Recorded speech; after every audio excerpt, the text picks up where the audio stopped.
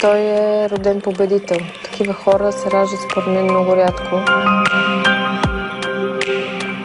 Най-силните качества на Пейко са неговата воля за победа и неговата работоспособност. Всичко, което прави, е феноменално, включително и техниката. Петър Стойчев е едно уникално явление не само в областта на спорта, и въобще в живота.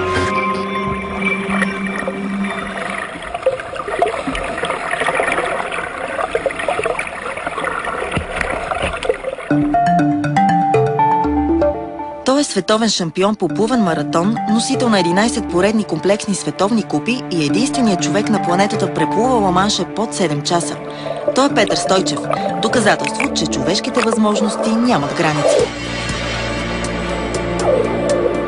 Възможно ли е човек да плува над 8 часа в непредсказуемите открити води, които крият своите опасности? Какво се случва с организма по време и след маратоните с дължина от 5 до 88 км? И колко важни са волята и психиката, за да издържиш на тези натоварвания?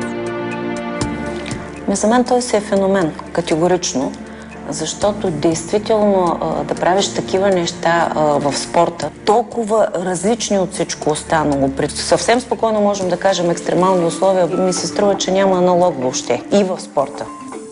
Плуването в езера, реки, морета и океани постави изключителни високи изисквания към организма на спортиста. По времето на едно продължително състезание в открити води, тялото е подложено на много и специфични въздействия, които са различни в зависимост от провеждането на маратона. Влияние оказват теченията, които биха могли да възникнат, а температурата на водата е между 16 и 32 градуса. Организмът на един състезател трябва изключително прецизно и бързо да се адаптира към тези промени в условията. Ние се състезаваме в майката природа, така че всички природни явления не са ни чужди. Много често имало случаи, в които стартираме в много мирна вода и тихо време. По време на състезанието се засилва вятъра, вълните стават по-големи, оттам се затруднява и нашето плуване, но това е част от състезанието, част от играта. Аз съм готов за всякакви такива промени. Напротив, даже мога да кажа, че когато има такива трудности, за мен е по-добре.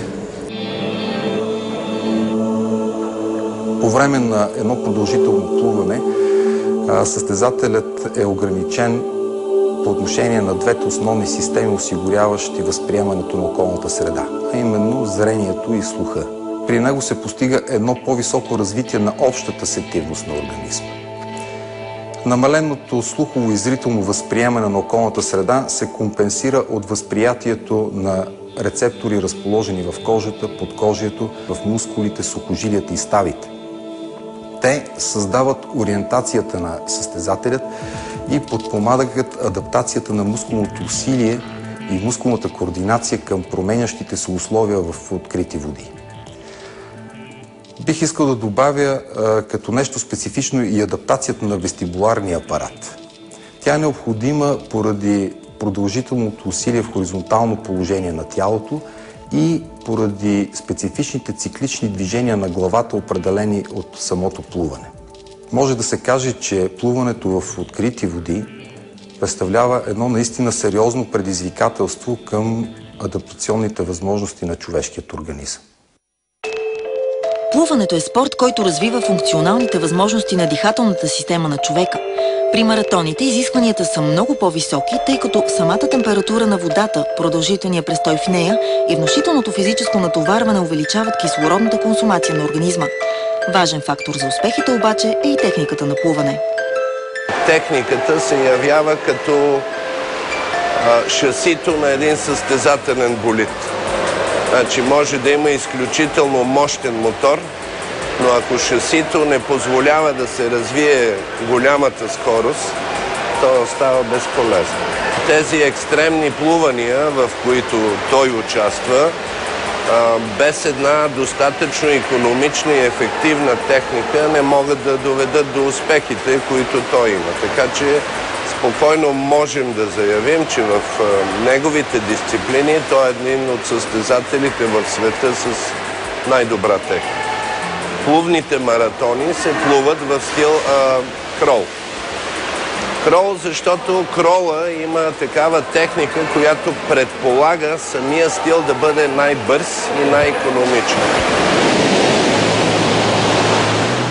Откритите води са непредсказуеми. Можеш да срещнеш всичко. От високи вълни, силен вятър и подводни течения до опасни водни обитатели.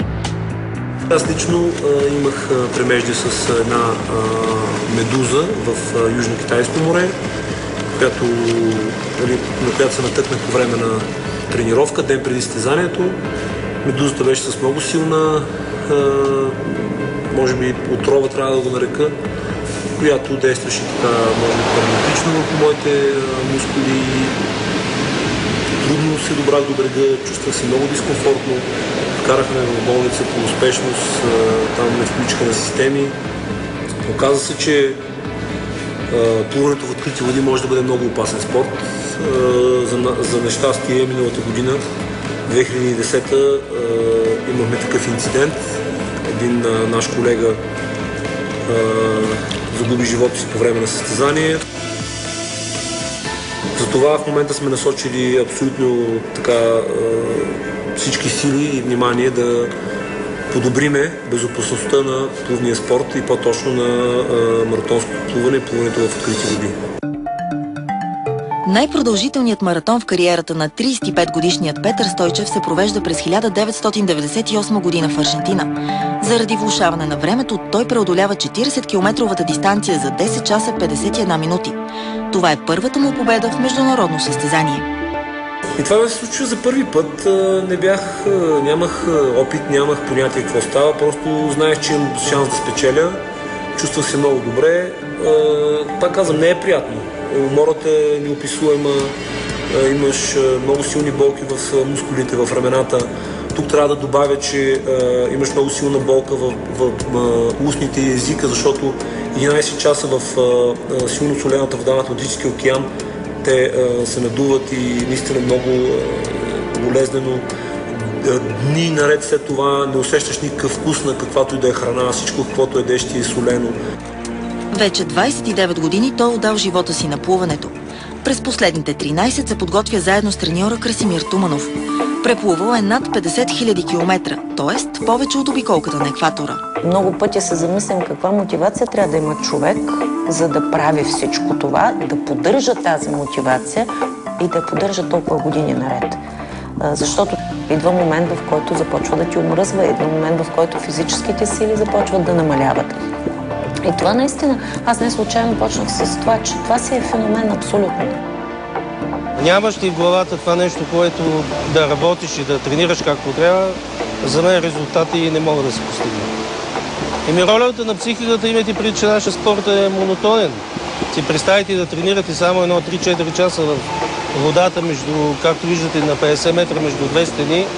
Значи, особено и на малкия басейн, ако се плува, всеки ще каже, че това е нещо невъзможно, нещо прилича на границите на лудост, но точно тук е стила и къса на състезателя да тренира и да успее вече в самите състезания. Плуването в открити води, в зависимост от дистанцията, на определен период от време трябва да се приемат енергийни напитки.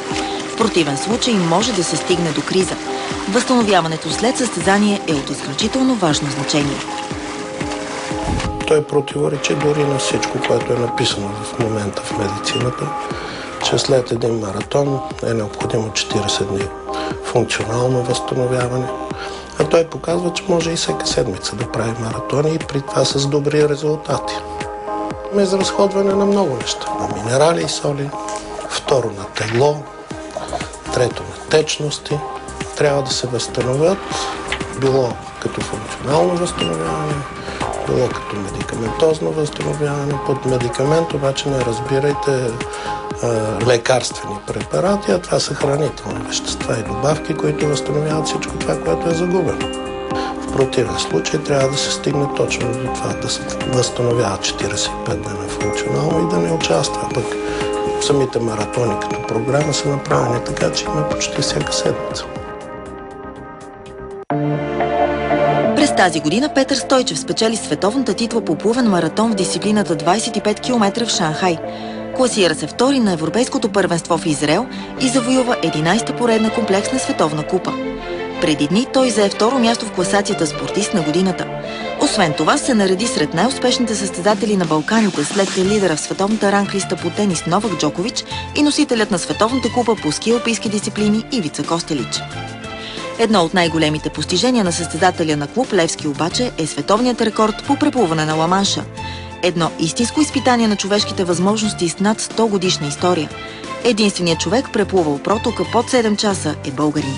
Първият път, когато го преплувах Ла-Манша, стана през 2006 година с време от 7 часа и 21 минути. Много бързо плуване, много добро постижение. След това се наложи 2007 година да се върне пак, дори 2 пъти. Юни месец отидахме още веднъж с целия екип и чакахме 10 дена. Времето пак не беше подходящо за рекорд. И така се наложи за трети път да ходя в Англия. Август месец 2007 година, 24 август. Времето беше, да речем, по-добро от това, което сме имали до този момент. И за мое щастие и щастие на екипа успяхме да направим едно рекордно преплуване. За първ път в историята под 7 часа, 6 часа 57 минути и 50 секунди. Така че това ще остане наистина в историята. Първият човек преплува Ла-Манша под 7 часа и разбира се, този рекорд принадлежи на България. Сега дългите дистанции са история. Подготовката е насочена изцяло към олимпийската дисциплина 10 км, защото Петър мечтае за участие на 4-та олимпиада. Квалификацията е през месец юни в Португалия. За да успее, работи най-вече за скоростна издръжливост, защото по-късата дистанция изисква по-високо темпо.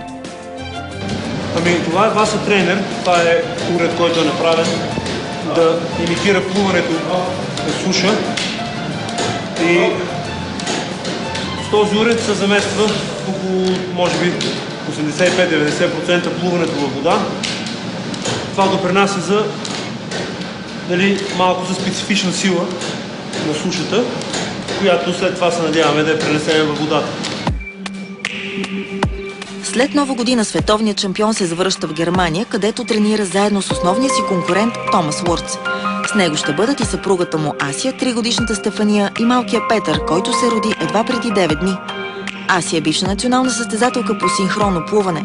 Тя и Богдана Зарева представяха страната ни като дует на Олимпийските игри в Атина през 2004 година. За да може да постига тези успехи, трябва да се отдаде максимално на тренировките и на спорта. Смятам, че това, че аз съм била спортистка, ми помага да го разбирам. Опитвам се да усещам в кои моменти му е по-трудно, кога е по-изнервен. Това обикновено е преди състезания. Неговите цели са свързани единствено с победата и той много ясно се дава сметка какво трябва да направи. Всеки един старт, всяко едно състезание не позволява нищо да го разсейва. Винаги е много концентриран и винаги успява да реализира максимално това, което е направено на тренировки. Плуването е един от най-полезните спортове.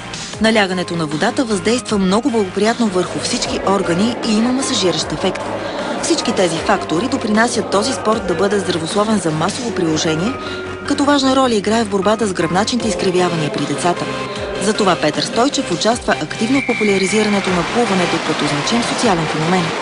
Той отделя време и за други каузи. Лице на кампанията на BTV да изчистим България, подкрепя усилията на УНИЦЕФ и помага за утвърждаването на здравословното хранене като норма в българските училища.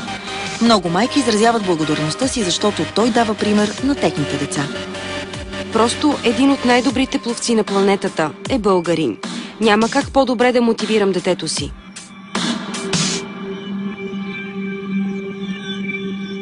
Неговите спортни успехи са резултат на неговото трудолюбие и отдаденост на спорта, на тренировките.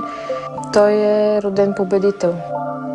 Така завършва нашата история за силата, постоянството и волята на един българин, за когото водната стихия не е символ на страх, а на вдъхновение.